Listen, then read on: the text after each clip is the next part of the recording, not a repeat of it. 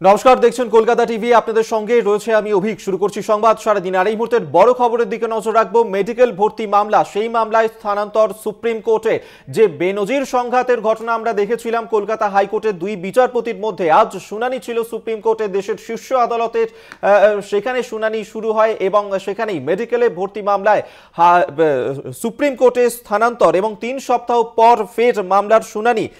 CBI তদন্ত চেয়ে আবেদন করেছেন আরও পড়ুয়ারা। আপনাদেরকে আরও একবার জানিয়ে রাখবো এই মুহূর্তে ব্রেকিং নিউজ, যেখানে মেডিকেল ভর্তি মামলা এবার সুপ্রিম কোর্টে স্থানান্তর নির্দেশ দিয়েছে দেশের শীর্ষ আদালতের প্রধান বিচারপতি।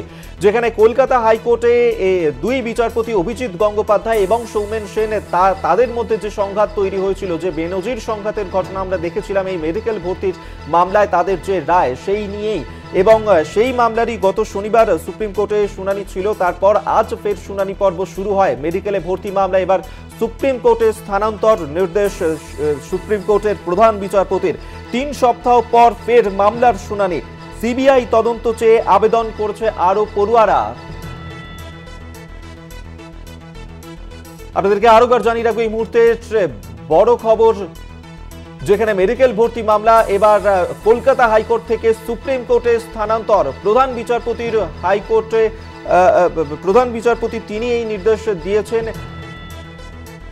যেখানে বিশেষ 5 বিচারপতিকে নিয়ে বিশেষ বেঞ্চ গঠন করা হয়েছিল এই মামলার জন্য দেশের শীর্ষ আদালতে। এবং সেই শুনানি পর্বে শনিবার আমরা দেখেছিলাম যে অন্তর্বর্তীকালীন স্থগিতাদেশ দেওয়া হয়েছিল কলকাতা হাইকোর্টে মেডিকেলের ভর্তি মামলাতে, যে রায় দিয়েছিলেন দুই বিচারপতি। এবং তারপর আজকে ফের শুরু হয় শুনানি দেশের শীর্ষ আদালতে। সেখানেই এই নির্দেশ প্রধান বিচারপতির। মেডিকেল ভর্তি মামলায় সুপ্রিম কোর্টে স্থানান্তর। মেডিকেল ভর্তি মামলায় এবার সুপ্রিম কোর্টে স্থানান্তর। 3 সপ্তাহ পর ফের মামলার শুনানি। সিবিআই তদন্ত চেয়ে আবেদন আরও পড়ুয়ারা। আপনাদেরকে আরেকবার জানিয়ে রাখবো যে ঠিক কি ঘটনা ঘটেছিল। আমরা যখন দেখেছিলাম এই বেনজির ঘটনা, যেখানে অভিজিৎ গঙ্গোপাধ্যায় এবং বিচারপতি সৌমেন সেন, তাদের মধ্যে যে সংঘাত তৈরি হয়েছিল, একদিকে যেমন এই মেডিকেল ভর্তি মামলাতেই অভিজিৎ গঙ্গোপাধ্যায় তিনি সিবিআই তদন্তের নির্দেশ দিয়েছিলেন এবং তার সেই রায়ের ওপর স্থগিতাদেশ দিয়েছিলেন সৌমেন সেন। সেই নিয়েই দুপক্ষের মধ্যেই যে দ্বন্দ্ব তৈরি হয়, তা কারণে স্বতঃপ্রণোদিতভাবে মামলা করে সুপ্রিম কোর্ট এবং সেই নিয়েই আজ শুনানি ছিল, যেখানে মেডিকেল ভর্তি মামলায় সুপ্রিম কোর্টে স্থানান্তর। আমরা এই নিয়ে কথা বলবো সরাসরি হাইকোর্ট চত্বর থেকে। এই মুহূর্তে আমাদের সঙ্গে রয়েছেন প্রতিনিধি পীযূষ কান্তি নাগ। পীযূষ, দেশের শীর্ষ আদালতে আজকে এই মেডিকেল ভর্তির মামলার শুনানি ছিল, যার দিকে নজর ছিল প্রত্যেকের। সেই মামলাতে এবার সুপ্রিম কোর্টে স্থানান্তর হলো। শুনানি পর্বে ঠিক কি চলে? দেখো, আজকে যখন প্রধান বিচারপতির নেতৃত্বে বিশেষ বেঞ্চ, 5 বিচারপতির বিশেষ বেঞ্চ যখন সুপ্রিম কোর্টে বসে এবং সুপ্রিম কোর্টে বসার পরই কিন্তু প্রধান বিচারপতি জানিয়ে দেন যে কলকাতা হাইকোর্টে বিচারাধীন যে সমস্ত মেডিকেলে ভর্তি সংক্রান্ত মামলা রয়েছে, সব মামলার শুনানি কিন্তু কলকাতা হাইকোর্ট থেকে সুপ্রিম কোর্টে স্থানান্তর করা হলো। এবং কলকাতা হাইকোর্টে এই যে মামলাগুলি যে দায়ের হয়েছিল, সেই মামলা কিন্তু আর কলকাতা হাইকোর্টে শুনানি হবে না, সরাসরি সুপ্রিম কোর্ট এই মামলার শুনানি গ্রহণ করবে। পাশাপাশি এদিন রাজ্যের আইনজীবী কপিল সিব্বাল আদালতের কাছে যে দাবি করেন, তিনি বলেন এই ধরনের নতুন মামলা আবার দায়ের হতে পারে এবং সেক্ষেত্রে দেখা যেতে পারে বিচারপতি অভিজিৎ গঙ্গোপাধ্যায় একই নির্দেশিকা তিনি দিচ্ছেন সিবিআই তদন্তের, সেক্ষেত্রে কি হবে। পাশাপাশি অভিষেক বন্দ্যোপাধ্যায়ের যে আইনজীবী, তিনি বারবার বিচারপতির দৃষ্টি আকর্ষণ করে বলেন, বিশেষ বেঞ্চের দৃষ্টি আকর্ষণ করে, যে বিচারপতি অভিজিৎ গঙ্গোপাধ্যায় বারবার বিভিন্নভাবে বিভিন্ন মামলায় তার সম্পর্কে বিভিন্ন মন্তব্য করছেন। এই বিষয়ে প্রধান বিচারপতির বিশেষ বেঞ্চের নেতৃত্বে যে প্রধান বিচারপতি চন্দ্রচূড় তাদের উদ্দেশ্যে বলেন, এটি সব এই বিষয়টি সম্পূর্ণ বিচার্য বিষয়। এই বিষয়টি সম্পূর্ণভাবে দেখবেন কলকাতা হাইকোর্টের মাস্টার অব দ্য রোস্টার অর্থাৎ চিফ জাস্টিস প্রধান বিচারপতি এই বিষয়টি দেখবেন এবং এই বিষয়ে তিনিই তার সিদ্ধান্ত গ্রহণ করবেন। তবে মেডিকেল সংক্রান্ত সমস্ত মামলার শুনানি কলকাতা হাইকোর্ট থেকে স্থানান্তর করা হলো সুপ্রিম কোর্টে। মূলত তুমি জানো যে যখন কলকাতা হাইকোর্টে কোনো মামলা দায়ের হয়, সেই মামলা প্রথমত যদি সেই মামলার নিয়ম অনুযায়ী যদি সিঙ্গেল বেঞ্চে দায়ের হয়, সিঙ্গেল বেঞ্চের নির্দেশিকার ওপরে যদি চ্যালেঞ্জ জানিয়ে ডিভিশন বেঞ্চে যায় এবং ডিভিশন বেঞ্চের নির্দেশিকার ওপরে যে চ্যালেঞ্জ জানিয়ে যাওয়া হয় সুপ্রিম কোর্টে। কিন্তু এটি একটি নিদর্শন হয়ে রইল যে কলকাতা হাইকোর্টে সিঙ্গেল বেঞ্চে বিচার্য মামলা চলাকালীন ডিভিশন বেঞ্চের যে নির্দেশিকা, কোনো জায়গাতেই এই মামলার ফয়সালা না হওয়ার আগেই শুধুমাত্র একটিমাত্র নির্দেশিকা অর্থাৎ ডিভিশন বেঞ্চের নির্দেশিকাকে খারিজ করেছে সিঙ্গেল বেঞ্চ, যা নাকি কতটা যুক্তিযুক্ত বিচার বিভাগীয় ব্যবস্থার মধ্যে তা কিন্তু প্রশ্ন উঠেছে। এবং সেই সামগ্রিক বিষয় নিয়ে সুপ্রিম কোর্ট একটি স্বতঃপ্রণোদিত মামলা দায়ের হয়েছে, কারণ এই মেডিকেলের মামলা সংক্রান্ত বিষয় নিয়ে দুই বিচারপতির মধ্যে যে বেনজির দ্বন্দ্ব, সেই দ্বন্দ্ব কিন্তু অবশেষে হস্তক্ষেপ করতে হয়েছে সুপ্রিম কোর্টে। তবে বিশেষ বেঞ্চ মনে করেছে যে এই মামলা যদি কলকাতা হাইকোর্টে গড়ায়, অর্থাৎ পুনরায় যদি শুনানি চলে, তাহলে সেক্ষেত্রে দুই বেঞ্চের মধ্যে সংঘর্ষ হতেই পারে। তাই সুপ্রিম কোর্ট মনে করছে যে এই মামলার শুনানি সরাসরি সুপ্রিম কোর্টেই হওয়া উচিত। এবং তাই সুপ্রিম কোর্ট একথাও বলেছেন যে আরও অনেক মামলা দায়ের হয়েছে, যে মামলায় কিন্তু আবেদনকারীরা সিবিআই তদন্ত চেয়েছে। সুতরাং সুপ্রিম কোর্ট মনে করছে যে এই মামলার শুনানি সরাসরি সুপ্রিম কোর্টেই হবে।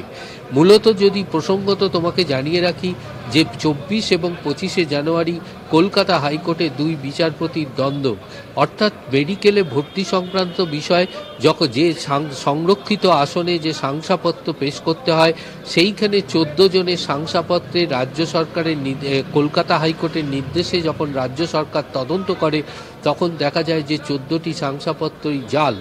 অর্থাৎ এই বিষয়টি যখন বিচারপতি অভিজিৎ গঙ্গোপাধ্যায়ের নজরে আসে, বিচারপতি অভিজিৎ গঙ্গোপাধ্যায় সরাসরি সিবিআই তদন্তের নির্দেশ দেন এবং 14 জনের ভর্তি বাতিল করেন।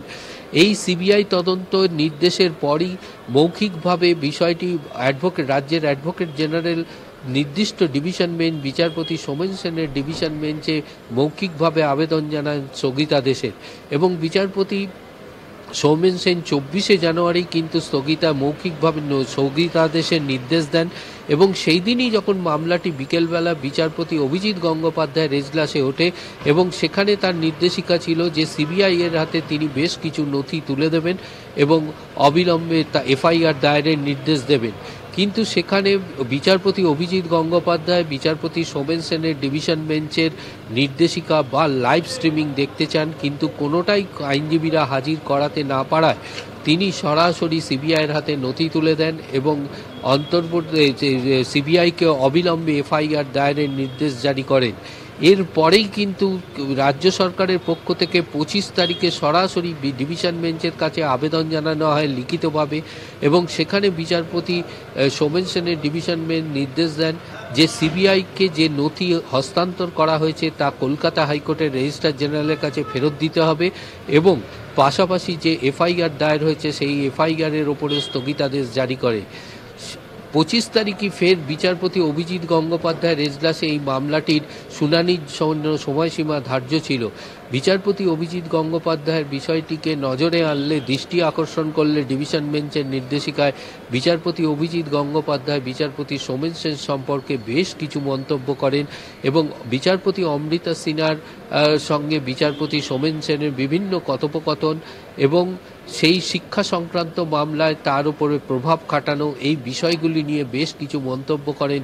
এই মন্তব্যের পরই বিচারপতি অভিজিৎ গঙ্গোপাধ্যায় তার নির্দেশিকায় উল্লেখ করেন বিচারপতি সোমেন সেন রাজনৈতিক উদ্দেশ্য প্রণোদিতভাবেই এই স্থগিতাদেশ জারি করেছেন, এবং যেটা নাকি সিঙ্গেল বেঞ্চ অর্থাৎ বিচারপতি অভিজিৎ গঙ্গোপাধ্যায়ের বেঞ্চ এটাকে সঠিক বলে মনে করছেন না, এবং তিনি মনে করছেন না ডিভিশন বেঞ্চের এই রায় কার্যকরী হবার প্রয়োজন আছে। তাই তিনি তার রায় উল্লেখ করেছেন যে তার রায় বহাল থাকবে। এই দুই বিচারপতির দ্বন্দ্ব 24 এবং 25 তারিখের দুই রায় এবং তার পাল্টা রায়, এই বিষয়টি সম্পূর্ণভাবে বিচার বিভাগীয় ব্যবস্থার নজরে আসে। এরপরেই বিচারপতি অভিজিৎ গঙ্গোপাধ্যায় তার রায়ের কপি পাঠিয়ে দেন প্রধান বিচারপতি এবং সুপ্রিম কোর্টের প্রধান বিচারপতির কাছে। দুই আদালতের প্রধান বিচারপতির কাছে যাবার পরই কিন্তু সুপ্রিম কোর্ট নড়ে চড়ে বসে এবং সেদিনই শুক্রবারই বিচারপতি চন্দ্রচূড়ের নেতৃত্বে 5 বিচারপতির বিশেষ বেঞ্চ গঠন করা হয় এবং যার শুনানি হয় শনিবার, অর্থাৎ যেদিন সুপ্রিম কোর্ট এবং কলকাতা হাইকোর্ট সম্পূর্ণভাবে বন্ধ থাকে শনি এবং রবি, সেদিনই শনিবারই এই বিশেষ বেঞ্চ বসে এবং বিশেষ বেঞ্চ কলকাতা হাইকোর্টের সমস্ত মেডিকেল ভর্তি সংক্রান্ত মামলার বিচার ব্যবস্থা বিচার প্রক্রিয়ার উপরে অন্তর্বর্তীকালীন স্থগিতাদেশ জারি করে আজকে শুনানির সময়সীমা ধার্য করেন। আজকে শুনানির শুরুতেই সুপ্রিম কোর্ট জানিয়ে দিল যে এই মামলার শুনানি সরাসরি সুপ্রিম কোর্টে হবে, কলকাতা হাইকোর্টে নয়। অর্থাৎ কলকাতা হাইকোর্টে এই মামলার শুনানির জন্য আর রইল না, সরাসরি মামলা চলে গেল সুপ্রিম কোর্টে। ভবিষ্যতে যদি এই ধরনের কোনো মামলা, নতুন মামলা দায়ের হয়, সে ব্যাপারে কলকাতা হাইকোর্টের প্রধান বিচারপতি তার সিদ্ধান্ত নেবেন, যেহেতু এই সুপ্রিম কোর্টে এই মামলা বিচারাধীন অবস্থায় রয়েছে। পীযূষ, যেমনটা বলছিলে যে আমরা দেখেছিলাম যে এই ধরনের নজিরবিহীন ঘটনা, যেখানে কলকাতা হাইকোর্টের দুই বিচারপতির মধ্যে এই ধরনের বাদানুবাদ সৃষ্টি হয়, তা যা সংঘাত বলা হচ্ছে, এবং সেই ঘটনাতেই স্বতঃপ্রণোদিতভাবে পদক্ষেপ করতে বাধ্য হয় সুপ্রিম কোর্ট এবং তাতেই আজকে শুনানি হলো। অর্থাৎ কলকাতা হাইকোর্ট এতদিন পর্যন্ত সিঙ্গেল বেঞ্চ, ডিভিশন বেঞ্চ যা রায় দিয়েছিল এই মেডিকেলের ভর্তি মামলায়, তাতে আপাতত তাহলে স্থগিতাদেশ বজায় থাকলো। তাহলে এই মেডিকেল ভর্তি মামলার ভবিষ্যৎ কি? দেখো, মেডিকেল ভর্তির মামলা ভবিষ্যৎ সরাসরি সুপ্রিম কোর্টের হাতে চলে গেল। আগামী 3 সপ্তাহ বাদে এই মামলার শুনানি হবে। তার মধ্যে প্রতিপক্ষ মানে রাজ্য সরকার, আবেদনকারী প্রত্যেকে বক্তব্য জানিয়ে হলফনামা জমা দেবে।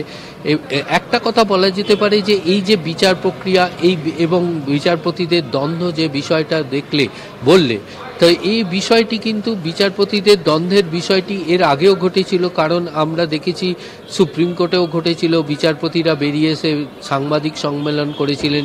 কলকাতা হাইকোর্টে বিচারপতি অসীম রায় এবং বিচারপতি কর্নারের মধ্যেও সমস্যা তৈরি হয়েছিল। কিন্তু এইভাবে বিচার বিভাগীয় ব্যবস্থায় যে নির্দেশ জারি করা, অপর একজন বিচারপতির বিরুদ্ধে মন্তব্য করে যে নির্দেশিকা জারি করা, তা কিন্তু কলকাতা হাইকোর্টের ইতিহাসে এর আগে কখনো ঘটেনি।